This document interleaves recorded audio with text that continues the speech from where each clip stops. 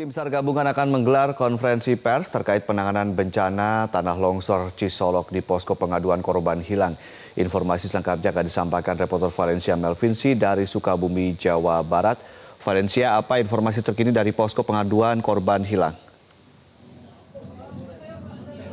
Ya, Ade, saat ini harusnya tadi diselenggarakan adanya konvers mengenai perkembangan dari proses evakuasi dan pencarian korban yang dilakukan di Cisolok ini. Namun, konvers yang dilakukan ini ternyata ditunda hingga nanti sekitar pukul 14 waktu Indonesia Barat. Dan untuk informasi lebih lanjut mengenai bagaimana proses evakuasi yang nantinya akan dilakukan, saat ini sudah bersama dengan saya AKBP Nasriyadi. Bapak, boleh dijelaskan sebenarnya ini proses evakuasi yang dilakukan ini skemanya seperti apa nantinya, Pak? Ya, evakuasi sendiri itu telah kita lakukan dari semalam. Dari semalam, yaitu semalam ada 63 jiwa yang selamat, dua meninggal dunia. Tapi kendalanya semalam itu karena penerangan yang kurang, kemudian kondisi hujan yang lebat. Akhirnya tadi pagi mulai dari jam 6.00 kita lanjutkan evakuasi tersebut. Alhamdulillah hari ini kita telah mendapatkan ada tambahan 5 jenazah yang meninggal dunia dan telah kita bawa ke posko DVI. Kemudian dari 5 tersebut sudah teridentifikasi siapa-siapa namanya, orangnya, dan telah kita serahkan ke keluarganya. Kemudian ada tambahan lagi, ada 1 korban yang meninggal dunia, bukan dari hasil evakuasi, yaitu seorang balita yang semalam selamat, tapi hari ini meninggal dunia. Kemudian skemanya tetap kita lanjutkan evakuasi, melihat bagaimana pertama cuaca. Apabila cuaca itu mendukung, kita tetap melakukan evakuasi baik secara manual, ditambah dengan 2 alat berat yang telah masuk ke jalur tersebut. Alat berat tersebut untuk membantu evakuasi manual dengan cara meratakan tanah. Kita juga akan mentitikkan di mana lokasi-lokasi pemukiman. Karena dari 10 hektar tersebut ada 1 titik yang kita identifikasi masih ada korban di situ, itu pemukiman penduduk. Nah itu, Pak. Bapak, tadi kan saya juga sempat lihat ada beberapa barang-barang milik warga ya Pak ya, yang sempat dibawa ke posko antemortem, itu nanti selanjutnya akan diapakan, Pak? Ya, barang-barang milik warga tersebut yang bisa diselamatkan, kita telah membentuk 1 posko, yaitu posko pengaduan masyarakat dan penitipan barang. Di situ akan kita data barang itu punya di rumah siapa, punya siapa, dan barang itu akan kita simpan, nanti akan kita serahkan kepada pemerintah desa. Artinya kita hindari adalah adanya hal-hal yang tidak kita inginkan. Contohnya ada barang-barang pengungsian yang sengaja diambil oleh mereka yang tidak bertanggung jawab. Jadi kita telah melakukan himbauan kepada masyarakat yang bisa menyelamatkan barang-barang para korban agar ditempatkan di satu posko. Tadi sudah ada beberapa motor, kemudian TV, dan barang hasil panen.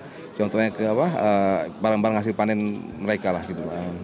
Bapak, mengenai jumlah anggota atau personel dari Polri yang dikerahkan ke sini untuk melakukan proses evakuasi, ada berapa orang dan apakah akan ditambah nantinya, Pak? Ya, semalam kita hanya menggunakan dari anggota Polres saja, digabung dengan beberapa Polsek Zona Selatan sebanyak 100 orang. Kemudian hari ini kita telah di backup dari Polda Jawa Barat, yaitu Satuan Brimob dan Direktorat Sabara. Dan kita juga telah di backup dari TNI, baik itu TNI Angkatan Laut, jadi ada bersama kita dari Kapos AL Pelabuhan Ratu, dan juga dari Korem dan dari Kodim, gitu Mbak, semaksimal mungkin. Baik Pak Nasriyadi, terima kasih untuk informasinya Pak. Nanti kita akan kembali update mengenai perkembangan dari proses evakuasi dan pencarian korban yang dilakukan. Ade.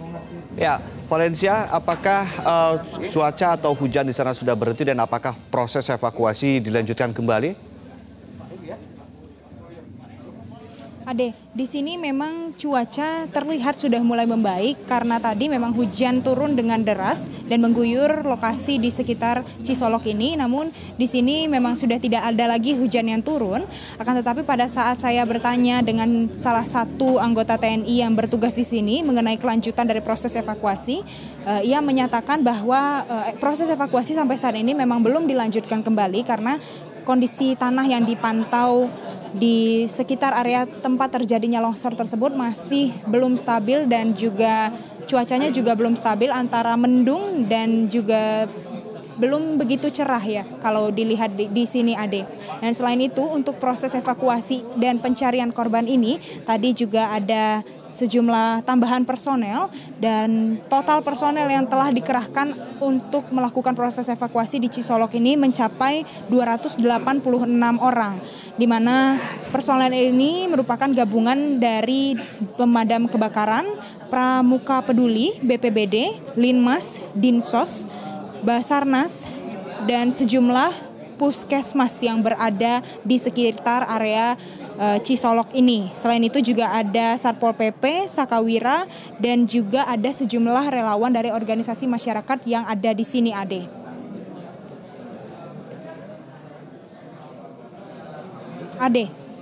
Baik, Valen, untuk aktivitas warga yang ada di posko pelaporan warga hilang ini, apakah masih ada yang melaporkan anggota keluarganya yang hilang atau justru menunggu proses evakuasi jenazah yang masih tertimbun? Ya, Ade, sampai saat ini jika dilihat di sini jumlah keluarga korban yang berdatangan juga terus bertambah dan tampak di SMP Negeri 1 ini juga masih ada keluarga korban yang duduk dan menanti mengenai kabar lebih lanjut tentang proses evakuasi dan pencarian korban tanah longsor ini. Dan juga di sini juga telah disiapkan adanya bantuan tambahan ataupun bantuan logistik dari sejumlah kelompok masyarakat yang menyediakan baik air maupun sejumlah makanan ringan dan dibagikan kepada keluarga korban yang ada di sini. Kemudian mengenai jumlah korban yang telah tercatat di posko pengaduan orang hilang, tadi saya sempat mengklarifikasi kepada salah satu anggota dari TNI yang ada di sini mengenai apakah sebenarnya jumlah yang simpang siur mengenai jumlah korban yang hilang maupun jumlah keluarga yang terkena dampak bencana ini itu bagaimana kelanjutannya. Dan ternyata memang dari total 107 orang yang sebelumnya terdaftar sebagai korban terdampak dari bencana longsor ini, kemudian saat ini sudah ditetapkan secara resmi oleh BPBD bahwa hanya ada 100 orang yang tercatat sebagai korban yang terdampak dari bencana longsor ini. 7 orang kemudian dihapuskan karena berdasarkan data yang diberikan oleh BPBD, 7 orang tersebut tidak memberikan nama lengkap berikut dengan alamat dan juga nomor handphone keluarga yang dapat dihubungi. Oleh karena itu, data ini terus diupdate lebih lanjut mengenai validitasnya oleh pihak dari BNPB. Ade.